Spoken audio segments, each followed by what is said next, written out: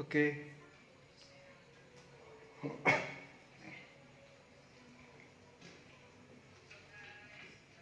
selamat malam buat kita semuanya pada malam hari ini di waktu yang menjelang jam-jam untuk kita beristirahat.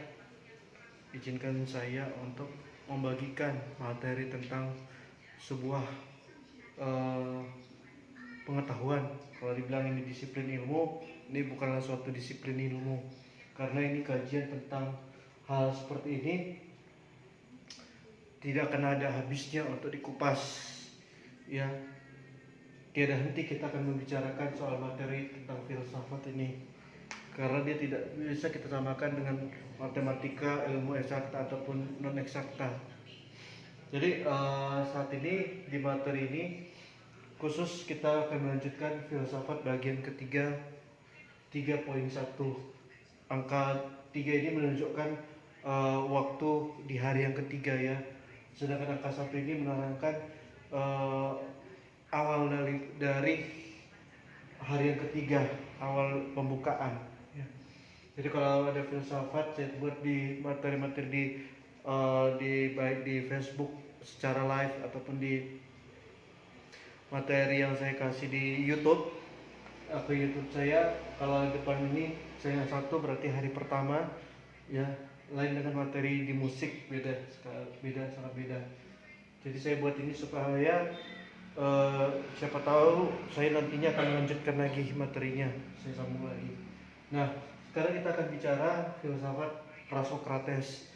Untuk beberapa hari ini dalam materi kita seputar tentang filsafat, kita sering kebanyakan membahas tentang Sokrates dalam pemikirannya, yang mana Sokrates ini adalah seorang bapak filsafat, seorang guru filsafat, seorang filosofos yang dikenal karena ia sendiri mengaku menamakan dirinya sebagai seorang filosofos atau pecinta kebijaksanaan. Dengan begitu tekadnya yang sangat bulat, ya. Sebab saat itu dia melihat orang-orang yang terpelajar begitu sangat bangganya dengan sofisnya, dengan simbol kesombongannya. Itu tidak perlu lagi saya ulas lagi karena itu ada di materi-materi sebelumnya. Nah, filsafat Prasokrates ini adalah suatu filsafat yang kajiannya nanti dia bisa kita simpulkan adalah kebenaran yang pertama, ya. Kebenaran pertama, dan dari sini Prasokrates ini kita bisa menjadikan bahan-bahan untuk berikutnya, ya. Sebab dari sini nanti asal mulanya, selain nanti kita seperti yang kemarin saya jelaskan tentang seorang mata pencarian, seorang nelayan, ya, yang dia ketika dia bekerja dia melihat segala objek alam semesta yang begitu dengan aneka ragam, saya katakan aneka ragam, dia melihat segala sesuatu semesta alam, dan dari situlah dia menganut suatu kepercayaan, ya, entah kepercayaan, dan itu terjadi di Yunani, ya. Dan juga kita melihat berangkat dari filsafat ini, selain daripada itu memang kajian-kajian yang dilakukan oleh para ahli filsafat, karena didasari mereka rasa ingin tahu, ya, rasa ingin tahu. Sekalipun masyarakat-masyarakat di sekitarnya, di sekelilingnya juga merasa cukup puas dengan cerita-cerita nenek moyang, tetapi mereka ini para ahli pemikir, ahli filsafat ini, mereka mencoba untuk mencari kajian-kajiannya yang diatur secara sistematis, ya.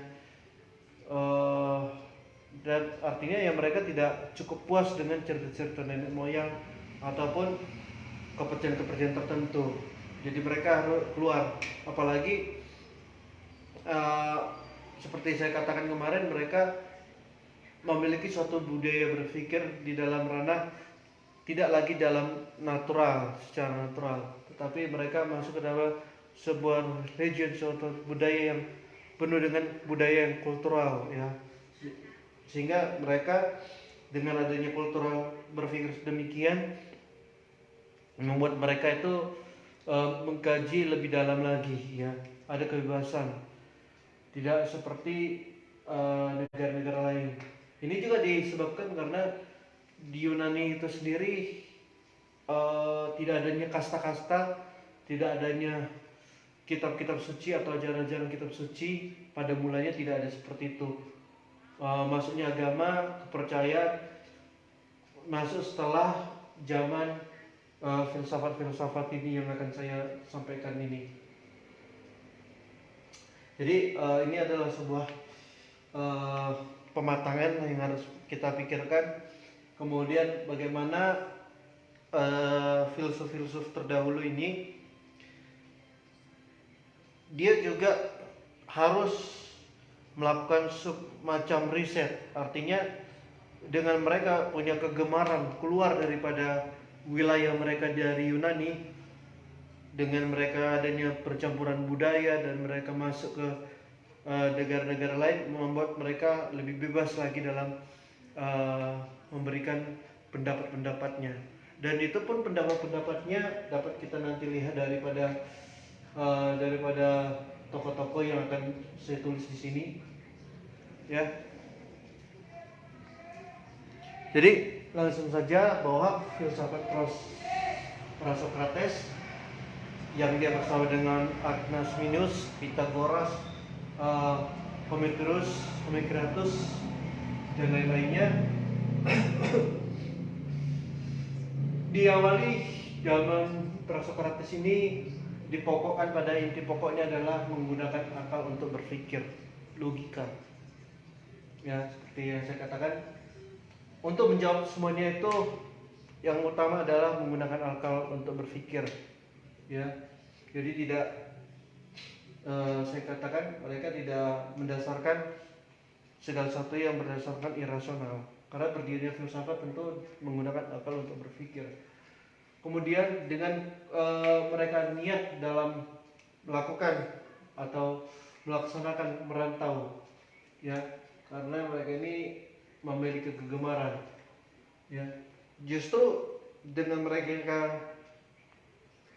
adanya kontak sosial, ya, di luar daripada Yunani, membuat mereka menjadi berpikir yang lebih bebas. Ya, berpikir lebih bebas artinya mereka mempelajari hal-hal yang baru, ya.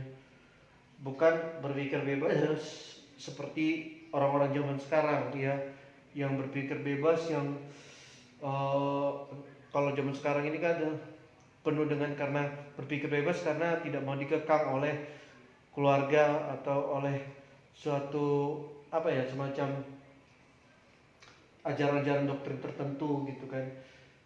Misalnya ada yang terjadi sampai sekarang ini, banyak orang yang istilahnya dilarang untuk menikah dengan beda suku karena ajarannya beda pandangannya, ya. Bukan seperti itu dalam filsafat ini, ya.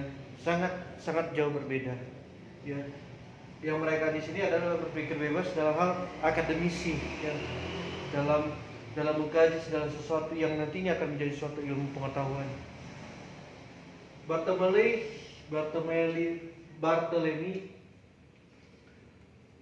dalam pengungkapannya melihat daripada filsafat Prasokrates ini, dia melihat bahwa kebebasan saat itu bangsa Yunani ini, ya, tentu disebabkan karena bangsa Yunani, ya, sebelumnya tidak pernah ada namanya agama yang didasarkan pada kitab suci, ya. Kita buat di sini agama yang didasarkan pada kitab suci, ya, berbeda dengan Mesir, Persia dan India. Jadi tentu ini menjadi suatu kekuatan yang sangat besar, menjadi suatu alasan yang kuat mengapa filsafat itu berdiri di Yunani, ya. Karena di Yunani itu tidak adanya agama yang mendasarkan pada kitab-kitab suci, ya. Kalaupun misalnya ada yang mirip seperti itu, misalnya kepercayaan nenek moyang seperti dewa Zeus, dewa-dewa dalam mitologi Yunani, namun walaupun ada itu, tetapi dalam filsafat sendiri mereka menganggap bahwa itu mereka tidak puas melihat mitologi daripada Yunani itu. Mereka keluar daripada pemikiran-pemikiran, bukan pemikiran sih sebenarnya, mereka keluar daripada asas-asas kepercayaan seperti itu, ya. Jadi Bartleby mengungkap seperti itu, ya. Nanti kita akan bisa melihat maksudnya sejarah agama masuk ke Yunani itu tahun berapa, sehingga kita bisa menyimpulkan bahwa memang pada zaman filsafat Prasokrates itu memang belum adanya agama, ya, dan tidak ada kitab suci. Dan itu sangat berbeda dengan negara-negara lain yang di lingkungan itu sendiri, seperti negara Mesir, Persia, dan India, ya. Yang ketiga ini tentu mereka sudah ada, pada kala itu sudah ada, ya, sudah ada agama dan tentu kitab sucinya, ya. Kemudian Livingstone dia mengungkapkan bahwa adanya suatu kebebasan dalam berpikir dalam bahasa Yunani itu dikarenakan kebebasan mereka dari agama dan politik secara bersamaan, ya. Mereka keluar dari dikarenakan kebebasan mereka. Jadi tidak hanya Bartleby ataupun Livingstone, nanti ada lagi filsuf-filsuf yang memberikan pendapat-pendapatnya karena melihat sejarah zaman peradaban filsafat Prasokrates ini, tentu karena memang pada saat itu agama memang belum ada, ya, kitab suci juga belum ada. Seandainya pun si Livingstone mengatakan ada pun saat itu agama, kepercayaan, tetapi mereka ini ingin melewati batas dalam berpikir, ada niat, ya. Jadi semacam suatu keberanian dalam mempertanggungjawabkan apa yang mereka lihat, ya. Jadi mereka harus keluar daripada cerita-cerita mitos. Makanya kalau kita lihat ada orang dulu, saya tidak perlu sebutkan namanya, yang mengatakan bahwa kitab suci itu fiksi. Tentu kalau saya melihat saya memang dari segi agama memang tidak membenarkan, ya. Tetapi tentunya kalau kita dari sudut pandang daripada filsafat Prasokrates ini, yang menganggap bahwa kitab suci itu tidaklah, ataupun agama tidaklah satu-satunya sesuatu yang dianggap puas, ya. Mereka menganggap orang-orang filsafat Prasokrates segala objek alam semesta yang ada di dunia ini tentu harus dikaji secara dengan logika, dengan rasional. Makanya sampai ada ilmu pengetahuan yang mengkaji begitu dalam. Sampai sekarang ini dikaji bagaimana bumi ini terbentuk, ya, dan segala macam, ya. Makanya filsafat itu bukanlah disiplin ilmu, karena kajian-kajiannya sangat panjang. Bahkan filsafat itu sendiri tidak ada habisnya dalam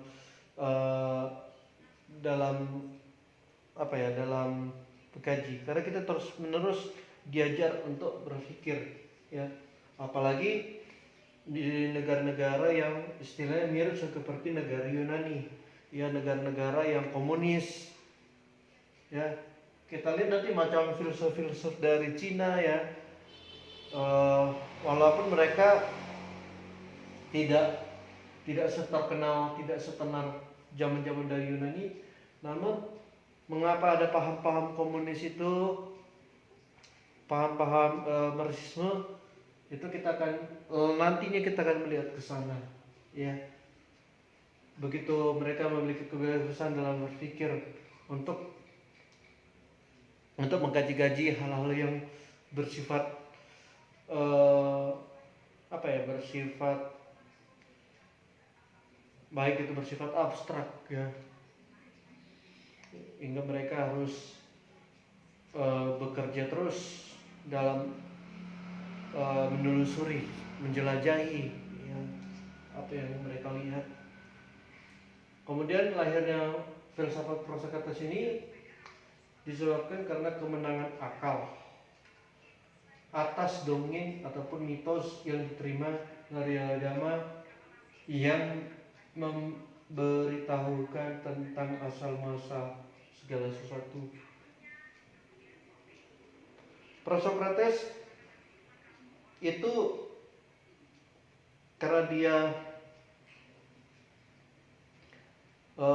inti pokoknya pada penggunaan akal dalam berpikir, tentu mereka layak dianggap sebagai pahlawan, ya, pahlawan yang benar-benar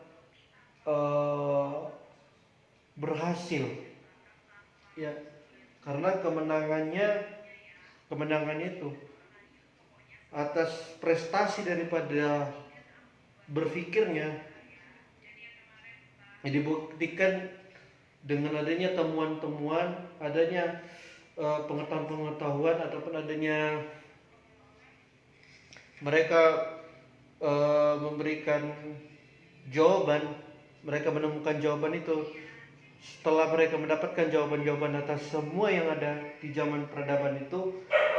Mereka mendapatkan suatu prestasi yang tentu diletakkan pada kemenangan dari akal mereka, ya. Jadi saya melihat bahwa peradaban Prosokrates ini memang tentu perjuangannya sangat besar, ya. Dan saya melihat bahwa zamannya Prosokrates ini mungkin bagi kita orang-orang di zaman sekarang, kalau melihat misalnya di zaman sekarang kita misalnya pergi ke suatu perkampungan atau suatu desa-desa yang konon banyak orang di situ mempercayai hal yang tahayul, membuat kita jadinya mustahil menemukan ada orang-orang yang secerdas zaman Prosokrates ini, ya. Baik setelah zaman Prosokrates pasti sangat mustahil kita menemukan seperti itu, ya. Anda bisa bayangkan misalnya kalau kita kembali zaman Indonesia dulu, sebelum adanya agama dan kepercayaan yang berlandaskan pada atau berdasarkan pada kitab suci, tentu kebanyakan penduduknya pasti memegang teguh atas cerita nenek moyang, ananisme ataupun dinanisme, ya. Dan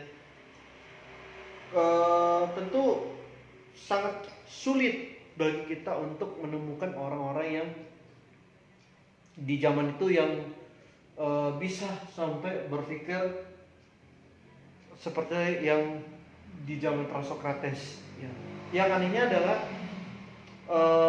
zaman Yunani dulu dengan adanya mitologi dewa Zeus dan semacamnya, ada orang-orang yang bisa dikatakan manusia-manusia yang sangat langka di zaman itu, ya.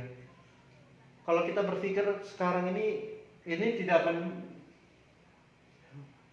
ini pasti sulit dikerjakan mereka, ya, karena kita tahu seperti yang saya katakan tadi, kalau di Indonesia masih menanamkan nilai-nilai luhur daripada kepercayaan dinanisme atau dinamisme, maka ya pastilah kita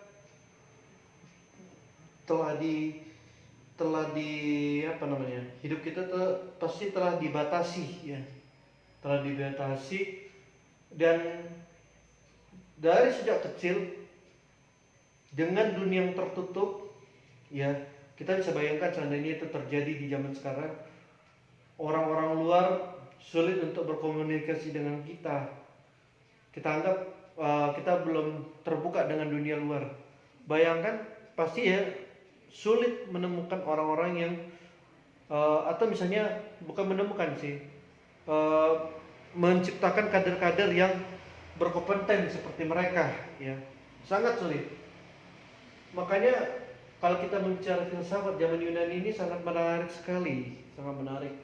Begitu mereka luar biasa dalam pemikirannya, mereka berani dalam keluar. Tetapi itu tadi mereka tidak puas.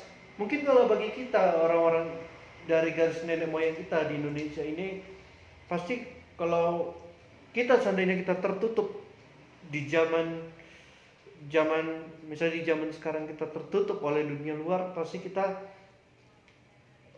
dilarang keras untuk mempercayai hal-hal luar, ya. Kita dibatasi untuk mempercayai hal-hal yang lain gitu. Ya, jadi semacam kita itu kayak sudah didoktrin. Sebenarnya bukan suatu apa ya? Karena orang-orang dulu kan tidak mengenal kata doktrin, ya. Tapi ibaratnya kita sudah berada suatu masa di mana kita itu sudah dilahirkan, kita ditanamkan dengan begitu kerasnya, ya. Sehingga kita pasti sangat sulit seperti mereka, ya. Tetapi mereka ini orang yang sangat berbeda dengan bangsa-bangsa lain, ya. Makanya dikatakan kemenangan akal. Ini tadi saya bilang kemenangan akal. Kemenangan akal ini yang membuat suatu prestasi yang sangat luar biasa. Dan kemenangan akal ini terjadi pada zaman filsafat Prasokrates. Dan kemenangan akal ini tidak bisa diperoleh oleh bangsa-bangsa lain, ya. Kemenangan akal tersebut. Kemudian para pemikir ahli filsafat tentu akan mencari jawaban tentang akibat terjadinya alam semesta dan isinya. Ya, ini sudah saya jelaskan sebelumnya. Oke. Kita langsung masuk ke sini saja. Jadi zaman Prasokrates itu penuh dengan filsafat atau dikenal dengan filsafat alam.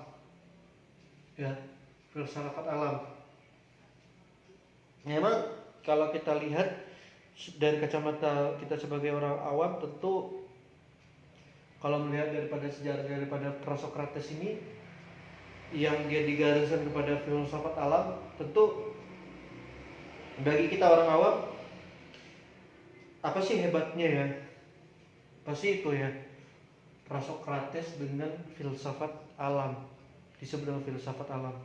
Kan tohnya bagi kita yang hidup di dunia ini sekarang, orang-orang awam melihat bahwa Prasokrates dengan menitik beratkan kepada ataupun disebut dengan filsafat alam, kita akan melihat, menjabarkan dengan pengetahuan keterbatasan kita, dengan kepolosan kita dalam menguasai filsafat ini, akan melihat Allah cuman hanya seputar alam gitu. Kita menganggap remeh, ya. Kita menganggap remeh. Tetapi justru kita melihat bahwa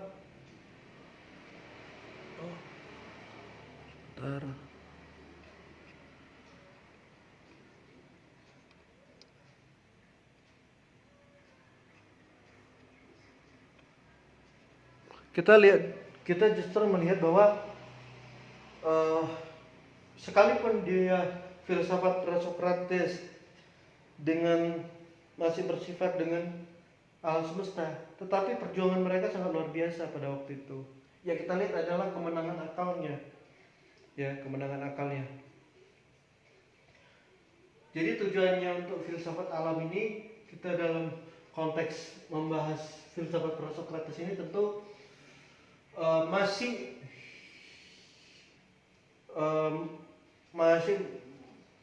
masih melihat kepada hanya tentang alam semesta, alam yang nantinya itu disebut dengan fasis alam ataupun fasis yang terbagi dua di zaman Prasokrates, yaitu kenyataan tentang hidup dan kemudian kenyataan tentang badania, yaitu lahiriah, kehidupan kita manusia, makhluk. Nah, akhirnya nanti kita lihat kalau pembelajaran tentang filsafat itu dalam kajian dari Socrates menganggap bahwa manusia adalah yang paling mulia dalam untuk dikaji daripada hewan, ya.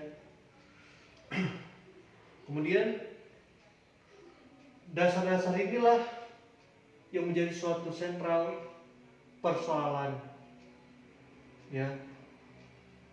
Dengan kita melihat para filsuf terdahulu dalam mengkaji beberapa hal yang terjadi, ya, di masa itu, mereka begitu gigih bekerja, ya, untuk menjabarkan segala sesuatu itu yang bersifat alam.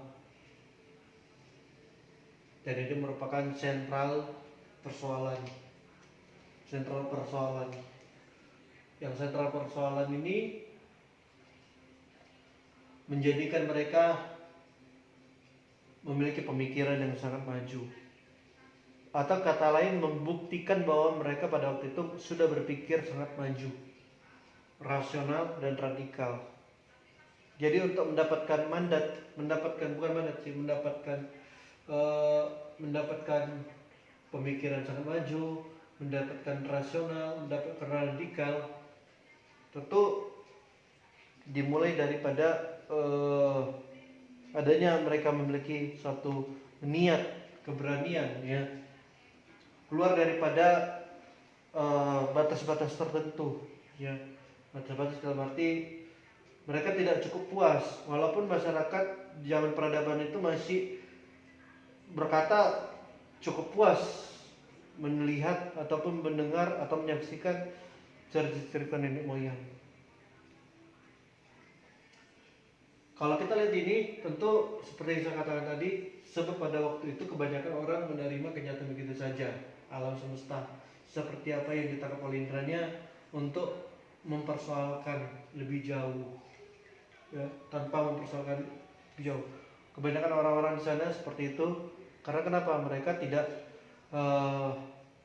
bagi mereka hal-hal misalnya kepercayaan dari nenek moyang gitu kan, itu sudah merasa cukup bagi mereka. Jadi ibaratnya, ataupun misalnya mereka melihat apa yang terjadi di alam, mereka hanya melihat tanpa mau mencari tahu gitu. Sama seperti dunia sekarang ini, dimana kalau kita melihat suatu persoalan, ya, misalnya kita melihat misalnya suatu objek, yang objek itu istilahnya yang menjadi pusat pemikiran kita, misalnya ada sesuatu hal yang baru, ya. Namun tergantung kepada pribadi manusianya. Ada orang yang melihatnya hanya walaupun itu hal-hal yang baru, tetapi tidak mau menyelidiki, tidak mau memeriksa, tidak mau untuk mencari kebenarannya. Tetapi ada orang yang ketika melihat suatu persoalan demikian, mencari tahu, menyelidiki, ya. Bahkan ya bukan hanya semata-mata, bukan hanya istilahnya dalam bentuk benda yang konkret, ya. Ketika misalnya kita memikirkan suatu hal yang baru, misalnya soal tentang ideologi, kita membahas soal ideologi, itu memang dia suatu kebendaan yang tidak berwujud, ya. Semacam ideologi yang membuat kita, ada beberapa orang yang tidak mempersoalkan karena dia tidak mau mengambil pusing, tetapi bagi mereka ingin menyelidiki, ya. Baru-baru ini kita mendengar tentang Pancasila adalah ideologi bangsa. Ada yang mempermasalahkan karena itu hanyalah buatan Soekarno. Ada yang mengatakan bahwa Pancasila itu bukanlah suatu ideologi, ya. Kalau ideologi itu seharusnya seperti Cina dengan menerapkan ideologi komunisnya. Nah, orang-orang yang ke sana untuk membahas itu tentu orang-orang yang berkompeten, yang bisa, orang-orang politik, ya. Karena kita tahu kan orang-orang politik pun berasal dari orang filsuf juga, ya. Kalau dia memang benar-benar politis. Karena filsafat ini, dengan kita belajar filsafat itu seperti saya katakan kemarin, bisa menjadi seorang analis, seorang dosen, seorang tokoh agama, bisa menjadi ahli politik ya, psikolog ya. Terus orang lain cukup pun menerima ini tadi udah ya. Dan ini terjadi di masa sekarang ya. Di keluarga kita, di lingkungan kita pasti tetap masih menghadapi seperti ini. Belum lagi tahayul ataupun kepercayaan yang masih bisa yang masih ada saat ini ya. Ini ibaratnya filsafat Socrates ini tidak hanya terjadi zaman dulu, sampai zaman sekarang pun masih ada bau-bau daripada filsafat Socrates ya, masih ada. Bahkan negara maju pun, negara yang sangat maju pun, penduduknya masih ada yang percaya dengan tahayul ya. Misalnya kayak di Jepang yang begitu majunya ya, masih percaya hal seperti itu. Kemudian filosof yang hidup pada masa Socrates disebut filosof alam. Nah, ini kita tadi udah sampai ke situ. Kemudian kita lihat bahwa proses mencari tahu itu dalam rangka filsafat Socrates itu dia adalah suatu masa di mana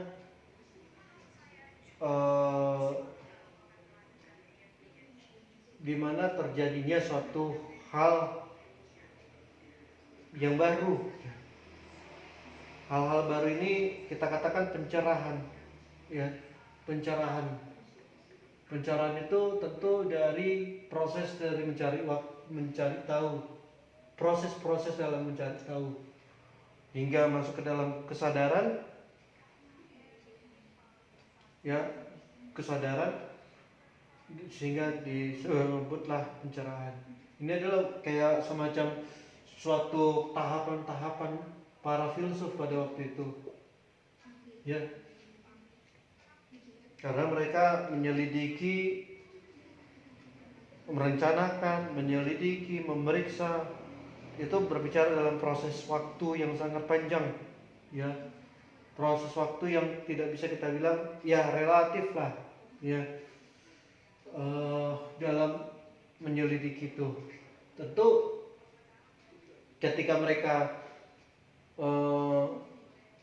usai menyelidiki segala sesuatu itu, maka timbul rasa kesadaran, rasa ada menimbulkan kesadaran dalam berpikir, sehingga itu masuk dalam ranah disebut dengan pencerahan, bukan ranah sih, disebut dengan pencerahan. Dan proses-proses dalam mencari tahu ini memang dia memiliki cara-cara yang ciri-ciri yang metodis ya, sistematis dan koheren. Artinya adanya penyeserasi dan adanya kekompakan dalam koordinasi tadi ya. Koheren ini dalam filsafat ada, dalam dunia sastra ada, di dalam ilmu pengetahuan alam juga ada ya. Kalau bahasa Indonesia itu ada namanya koheren dalam paragraf dalam bahasa Indonesia, terus nanti bisa Anda pelajari sendiri. Tapi koheren di sini dimaksud hanya berbicara soal tentang filsafat saja. Jadi harus ada keserasian dan kekompakan, keserasian dalam mengumpulkan fakta-fakta yang ada, bukti-buktinya, dan itu harus sesuai dengan pendapat-pendapat mereka ya. Kalau seperti kita lihat seperti Livingstone yang filsuf, Barthelemy juga adalah seorang filsuf, pendapat-pendapat mereka ini bisa dimasukkan dalam suatu kemenangan ya, kemenangan akal juga, karena mereka melewati ciri-ciri metodis, sistematis dan koheren. Dan terpenting adalah cara mendapatkannya.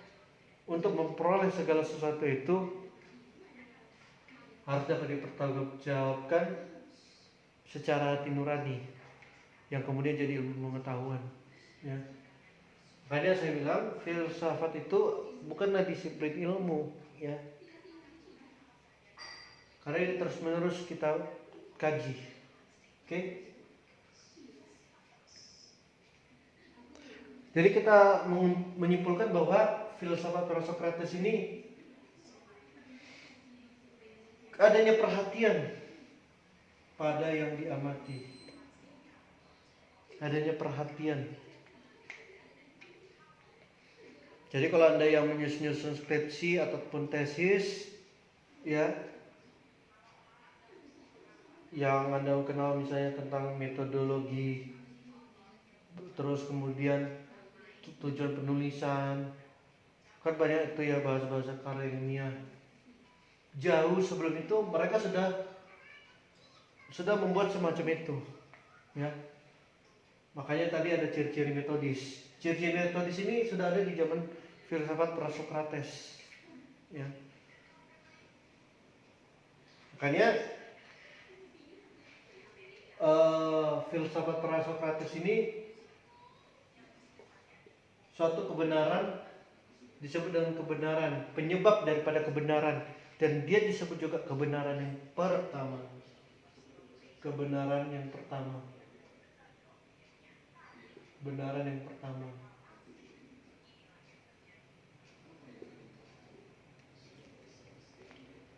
Walaupun sekalipun dia dikatakan kebenaran yang pertama, sebab daripada kebenaran sebelum adanya lahirnya yang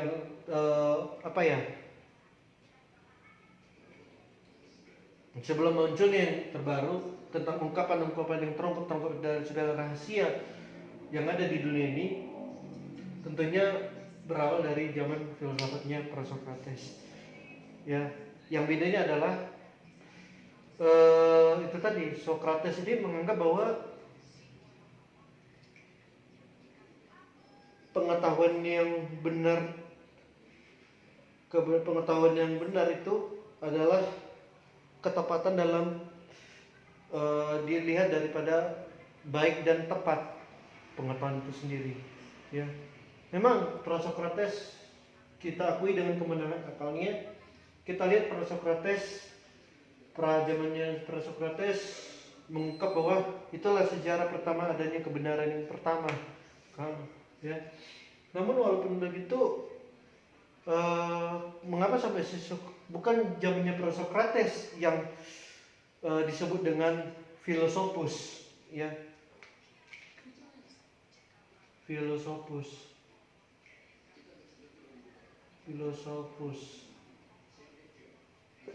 ini kenapa tidak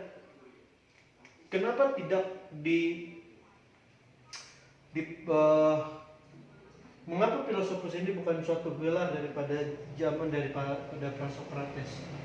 Artinya misalnya di zaman Homokratus, Anagnostius, kemudian di zaman ada 8 orang itu ya, Pythagoras, tidak ada satupun mereka mendapatkan gelar filosofus yang artinya pecinta kebijaksanaan. Itu tadi, karena Socrates menganggap bahwa orang-orang yang terpelajar, dia menyinggung orang-orang filsuf, ya, di zaman itu melihat belum memiliki pengetahuan yang benar, ya. Artinya belum baik dan tepat, ya. Dan dia menganggap bahwa yang lainnya itu melakukan segala sesuatunya itu penuh dengan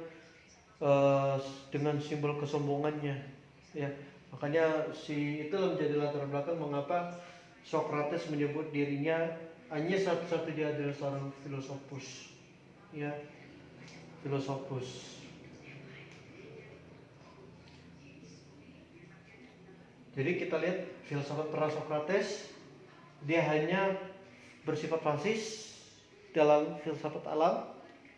Tapi kalau kita nanti masuk ke zaman Socrates kemarin saya katakan dia lebih menekankan kepada moral, ya, moral.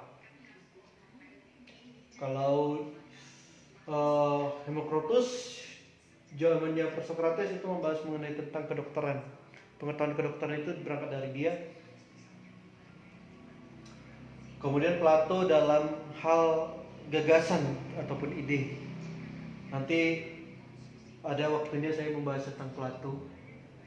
Walaupun nanti Plato ini ada nanti yang bertentangan dengan agama yang kita percayai ya. Kalau Anda nanti membahas mengenai tentang, kalau Anda orang Kristen, ada nanti kalau Anda kuliah di teologi, sekolah kependetaan atau ada, ya kalau saya seorang Nasrani, ajaran Plato ini dianggap sesat, dia dianggap sesat. Jadi ini adalah materi kita mengenai tentang filsafat, yaitu di poin 31 di hari yang ketiga di pengenalan awal. Ya, ini kita sudah cukup sampai di sini. Nantinya ini materi-materi selain saya live di Facebook, nantinya ini akan saya seperti biasa saya upload ke akun YouTube saya. Jadi jangan lupa untuk like dan subscribe akun YouTube saya, sehingga saya sehingga saya bisa membuat lagi lebih baik lagi di hari-hari yang ke depan ini.